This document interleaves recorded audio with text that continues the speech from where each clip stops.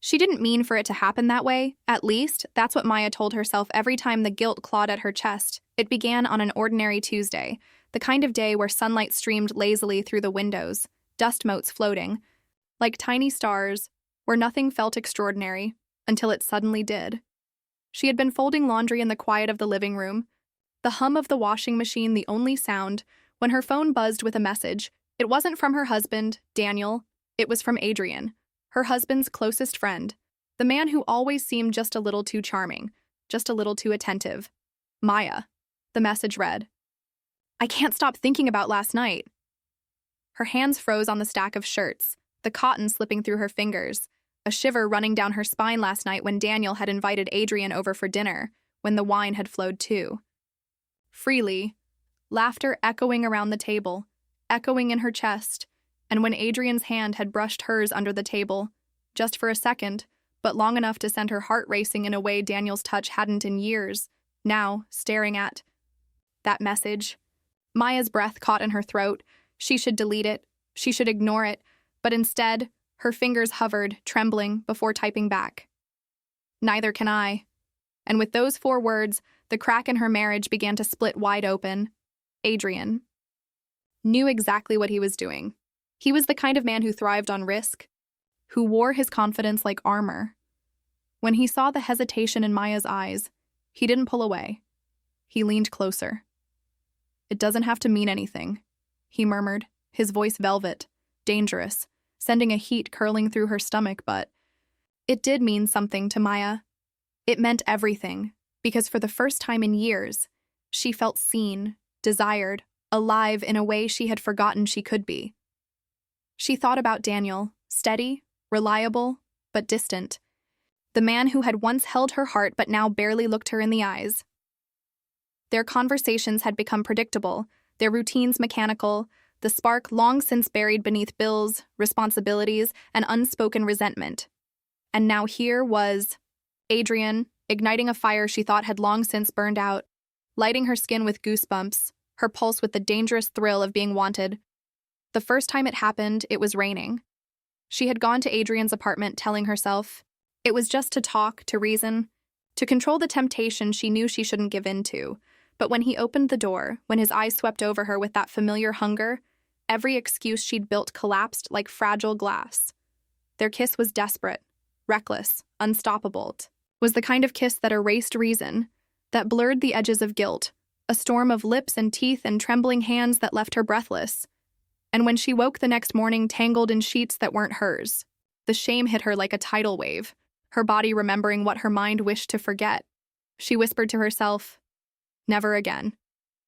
But even she didn't believe it, because the thing about forbidden desire is, it doesn't just go away. It lingers. It pulls. It consumes. Every time Adrian texted, her resolve weakened. Every time Daniel kissed her goodnight without passion, she felt the hunger gnawing at her, sharp and relentless. And every time she told herself it was the last, Adrian's arms proved her wrong, the heat of him melting her will like candle wax, but secrets have a way of surfacing. Daniel wasn't a fool. He noticed the late-night texts, the nervous smiles, the way Maya seemed both alive and distracted, the blush that crept up her neck when he glanced at her unexpectedly, one night. As she slipped her phone under her pillow, his voice cut through the silence. Who keeps you up so late? Her heart nearly stopped, thumping against her ribs like a warning drum. She forced a laugh. Claire, you know how she is, always venting. Daniel didn't reply, but his eyes lingered on her longer than usual, sharp, penetrating, questioning. Deep down, Maya knew the foundation of her lies was beginning to crack, the weight of it pressing her chest, making every breath heavier. Weeks passed, the tension building like a storm cloud, thick and suffocating. Adrian grew bolder, pressing her to choose. Leave him, he whispered against her skin, his lips brushing her jaw in a delicate, deliberate way. We could have everything. But everything was complicated. Daniel wasn't just her husband. He was her history, her safety, the man who had been there for years, the man she had once trusted more than herself. Adrian was temptation. Fire. A promise of passion that could burn them both alive, thrilling and terrifying all at once. and Maya stood between them, torn apart by desire and duty, by love and lust. Then came the night it all unraveled. Maya slipped into Adrian's apartment, her heart racing with the thrill and fear of it.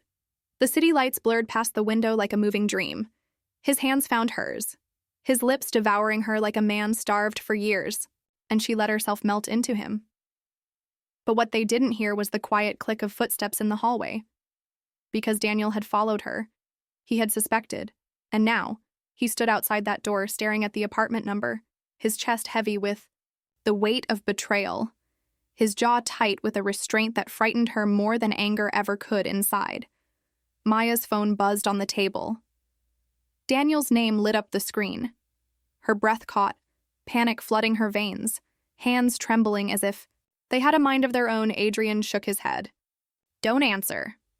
But she couldn't move, couldn't breathe, couldn't decide. The call went silent, but the dread didn't fade, because somewhere deep inside, she knew the truth.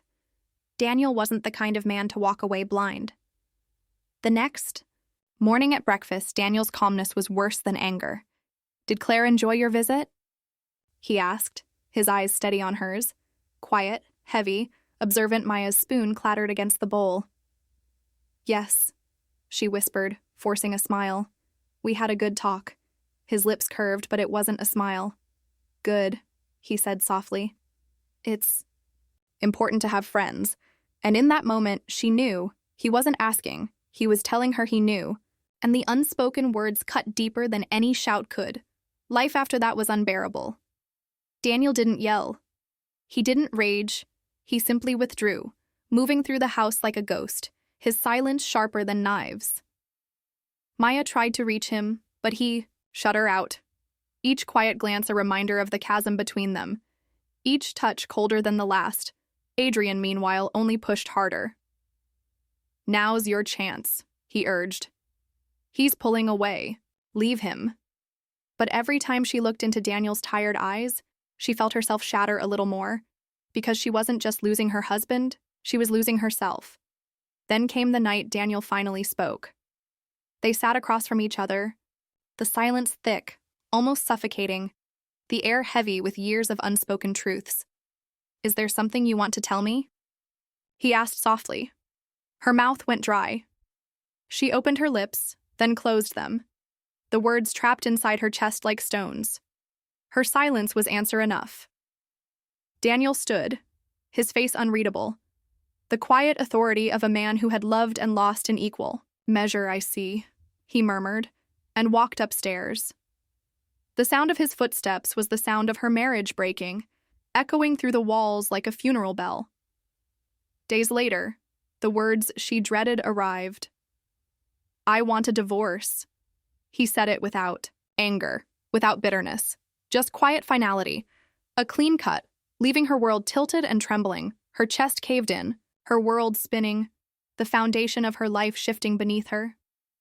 And still, he didn't look back. Maya ran to Adrian, clinging to the only thing left, desperate, frantic. "Tell me we're worth it," she begged, her hands gripping his shirt, like it was a lifeline. And for a time, she believed him. Believed passion could heal the wreckage, believed desire could replace loyalty. But the truth was cruel, because what had burned so brightly in secret began to fade. In the open, Adrian wasn't the same when he had her fully. The thrill of forbidden love had been their fire. Now it was just smoke, leaving a hollow ache that even his touch couldn't fill. Months later, Maya stood by Adrian's window, watching the city lights blur through her tears, her reflection pale and unrecognizable. She thought about Daniel, his steady love, his quiet strength, the man who had trusted her completely, who had once made her feel safe.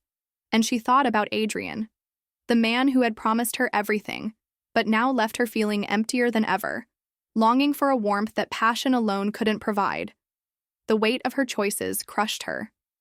Because, in chasing passion, she had lost love. In choosing desire, she had lost loyalty, and in betraying both, she had lost herself. The twist wasn't in Daniel leaving. The twist was realizing that even with Adrian by her side, she was utterly alone. So here's the question. If you were in Maya's place, what would you have done? Clung to vows without passion, or chased passion, knowing it might destroy everything? Think about it. Because sometimes the most dangerous choices are the ones we make in silence.